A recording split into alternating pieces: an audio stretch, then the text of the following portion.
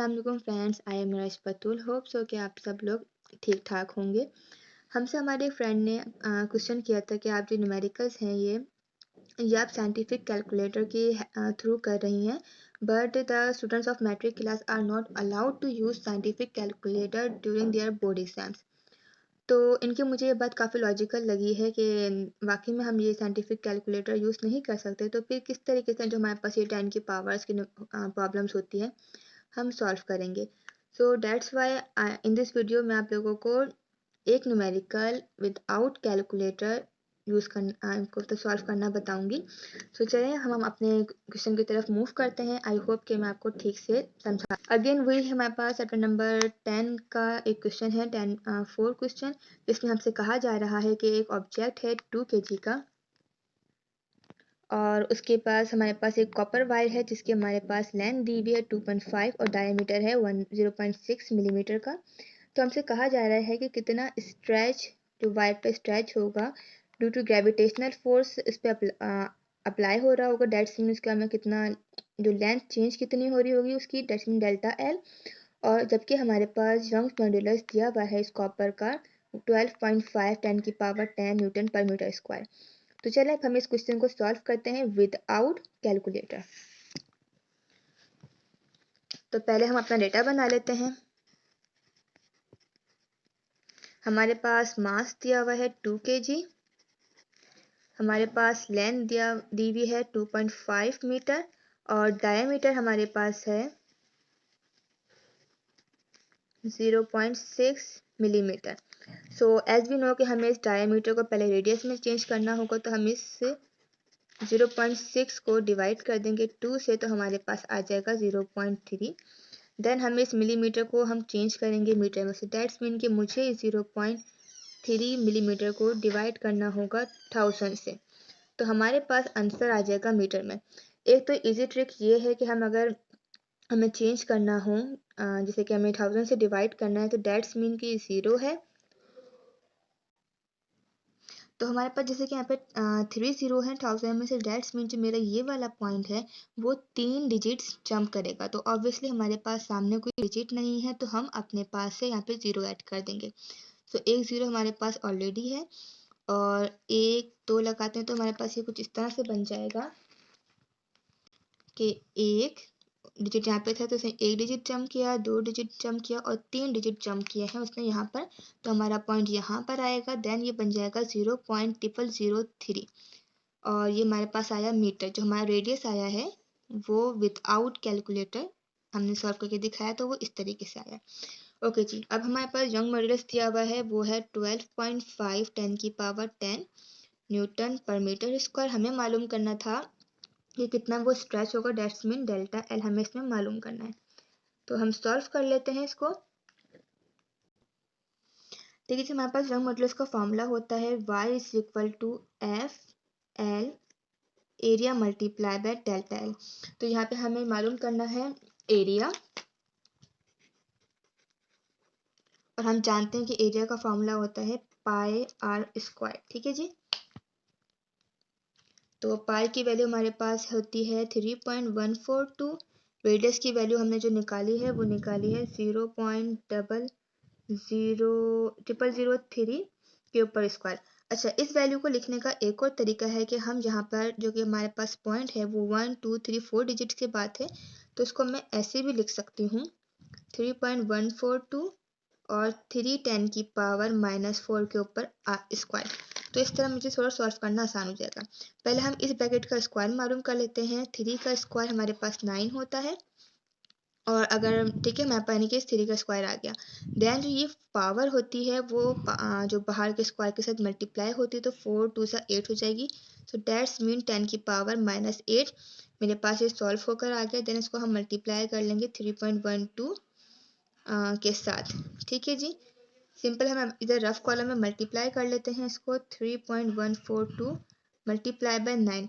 हम कभी भी 10 की पावर को मल्टीप्लाई नहीं करते। समझ हम ये सपोज कर लें कि ये हमारे पास हमसे लास्ट में सॉल्व होता है। शुरू का जो आपके पास सिग्निफिकेंट वैल्यू है डेट्स मीन 9, ये मल्टीप्लाई हो गई आपकी सिग्निफिकेंट वैल्यू 3.142 से। सिंपल मैथमेटिकल रूल है, 9 2 18 का 8 लगा, 1 कैरी, 9 4 36 + 1 37 का 3 सॉरी 7 एंड 3 कैरी 9 1 9 + 3 12 का 2 एंड 1 कैरी 9 3 27 + 28। अब यहाँ पे जो पॉइंट्स हमारे पास है यानी कि जो हमारे पास क्वेश्चन में वो 3 डिजिट्स के बाद पॉइंट था, तो हमारे पास जो आंसर वाली वैल्यू है उसमें भी हम 3 डिजिट के बाद पॉइंट लगा देंगे 1 2 3। So we got 28.278। बाकी में क्योंकि 10 की पावर सिंपल जैसी थी वो वैसी की वैसी यहाँ पर उतर जाएगी। मैथ का रूल होता है कि हमारे पास पॉइंट हम हमेशा फर्स्ट नंबर के बाद लगाते हैं जो सिग्निफिकेंट वैल्यू होती है। तो यहाँ पर एक नंबर वो जंप कर रहा है तो पॉजिटिव साइड पे, तो यहाँ पे हमारे पास पॉजिटिव साइड से मतलब है कि इसमें हम 1 इसमें जब ऐड करेंगे +1, तो यहाँ पे एक दफ़ा रफ कॉलम में देख लेते हैं कि -8 + 1 ये बराबर हो जाएगा -7 के। तो 10 की पावर हमारे पास -7 हो जाएगी। 2.82 10 की पावर -7। ये जब हमारे पास पॉइंट इस डायरेक्शन में जंप करता है उल्टे हाथ पर, तो वो बराबर होता है पॉजिटिव साइन के साथ उस वैल्यू में। ठीक है, तो ये हमारे पास आ गया है एरिया। अब हमारे पास अब हम इसके फॉर्मूले को थोड़ा सा अरेंज कर लेंगे क्योंकि हमें डेल्टा एल मालूम करना है। तो हमारा फॉर्मूला बन जाएगा delta L = force multiply by length over area multiply bye young modulus. हमें यहाँ पे फोर्स नहीं पता, हम जानते हैं फोर्स बराबर होता है वेट के, तो हम यहाँ पे फोर्स की जगह पर mg का फॉर्मूला यानी वेट का फॉर्मूला लिख लेंगे। तो डेल्टा एल हमारे पास हो जाएगा mg देन लेंथ अपॉन में एरिया और उसके बाद यंग मॉड्यूलस। ठीक है, अब हम अपनी वैल्यूज पुट करके फिर हम इसको सॉल्व करते हैं। ओके जी, मैंने ये वैल्यूज उतार ली हैं अपनी। 2 हमारे पास मास था, 9.8 ग्रेविटी, 2.5 लेंथ, ये हमारे पास यंग मॉड्यूलस था और ये हमने एरिया मालूम किया था। अब सिंपल 2 को हम पहले 9.8 से मल्टीप्लाई कर लेंगे। ये सिंपल मैथमेटिक्स का रूल है मल्टीप्लिकेशन वाला। 2 8 का 6 लगा, 1 कैरी, 2 9 18 + 1 19 हो गया और पॉइंट हमारे पास फर्स्ट डिजिट के बाद है तो फर्स्ट डिजिट के बाद यहाँ पर लग गया। 1.9 से इसको मल्टीप्लाई कर देंगे यहाँ पर 19.6 को 2.5 के साथ, तो हमारे पास उसका आंसर आ जाएगा।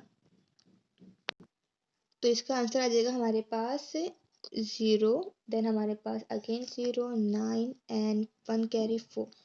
पॉइंट 2 डिजिट्स के बाद है तो डेट्स मीन 2 डिजिट्स के बाद हमारे पास यहाँ पर पॉइंट लग गया। ठीक है जी, तो हमारे पास इसका जो डेल्टा एल पे जो ऊपर का अबव न्यूमरेटर है वो हमारे पास 49 आ रहा है।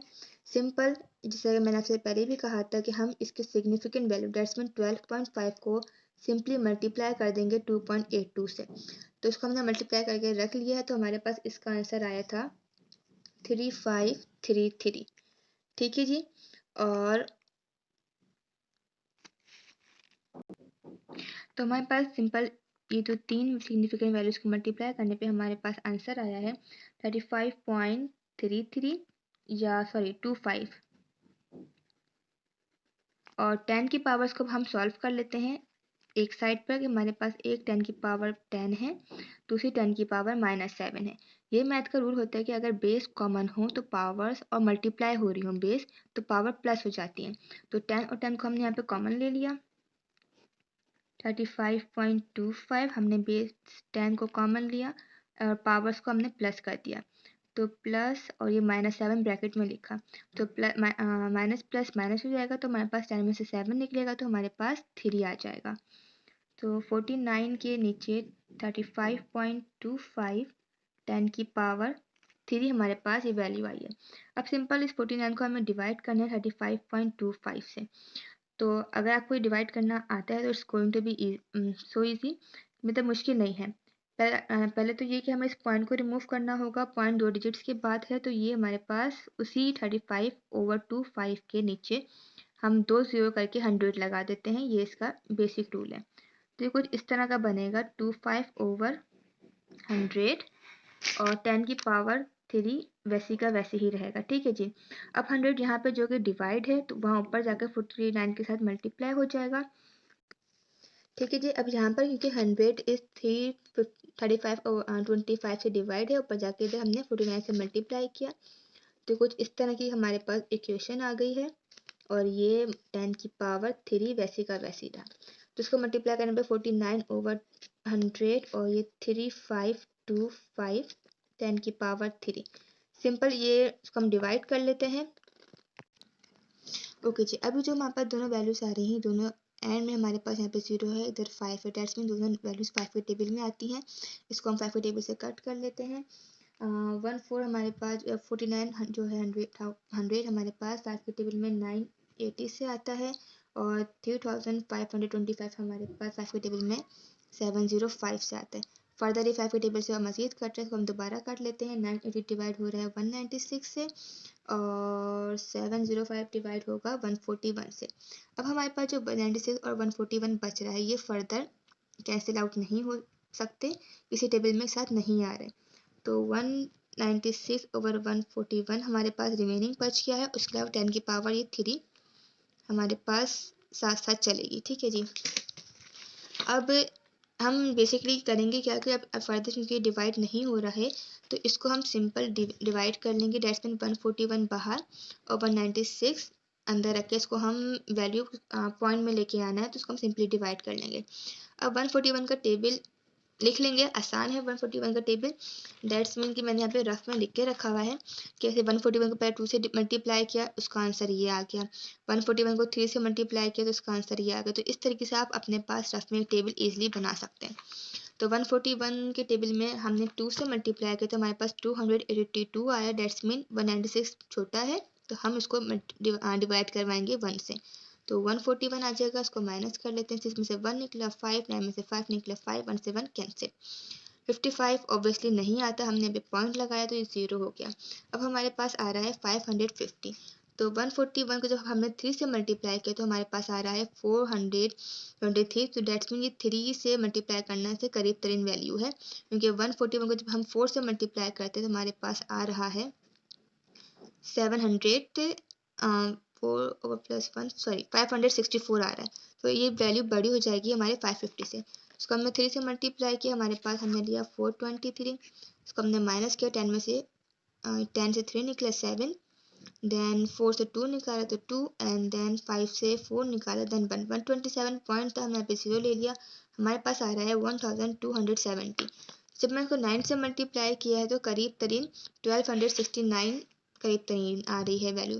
तो उसको हम 141 को 9 से मल्टीप्लाई करेंगे, तो हमारे पास 1269, और उसको माइनस किया हमने अगेन।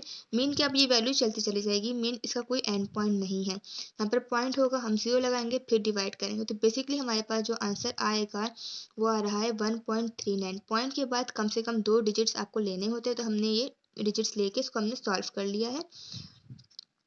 तो हमारे पास यहाँ पे 1 इसका एट दी एंड बच रहा था। अब भी पॉइंट लगेगा 0, तो हम फिर ये बहुत लॉन्ग मतलब ये चलते चले जाएगा। तो बेसिकली हमारे पास यहाँ पर इस वैल्यू को डिवाइड करने पर 196 और 141 को हमारे पास आ रहा है 1.39। अब हमारे पास लोअर पार्ट पर जो वैल्यू बच रही है, यानी कि इस साइड पर जहाँ पर बच रहा है 10 की पावर 3, और ऊपर हमारे पास कोई वैल्यू नहीं है, कोई बेस कॉमन नहीं है, तो डेट्स मीन यहाँ पर 1 है। तो हमारे पास इस साइड पर 1 ओवर 10 की पावर 3 बच रहा है। तो ये हमारे पास जो 10 की पावर है, इसको हम इन्वर्स कर लेंगे, या आप ये कह सकते हो कि यहाँ पे इधर ये डिवाइड है, ऊपर जाकर इसको हम पावर को अगर हम उसमें इन्वर्स करते हैं, तो ये पावर माइनस हो जाती है। तो हमारे पास ये बनेगा 1.39 10 की पावर -3, क्योंकि हमने पावर को रेसिप्रोकल कर लिया, 1 नीचे चले गया और 10 की पावर 3। तो ये इसका आंसर हो गया, जो कि डेल्टा एल बराबर है 1.39 10 की पावर -3 के मीटर के। तो ये था हमारे पास न्यूमेरिकल। अगर आपके पास कैलकुलेटर नहीं है, तो इस तरीके से आप वैल्यूज़ को साथ साथ रख के सॉल्व कर सकते हैं। आई होप कि आपको मेरी एफर्ट्स आपको अच्छी लगी होंगी और आपको ये वीडियो समझ आई होगी। तो please like and subscribe my channel and share this video with others. Thank you. अल्लाह हाफिज़।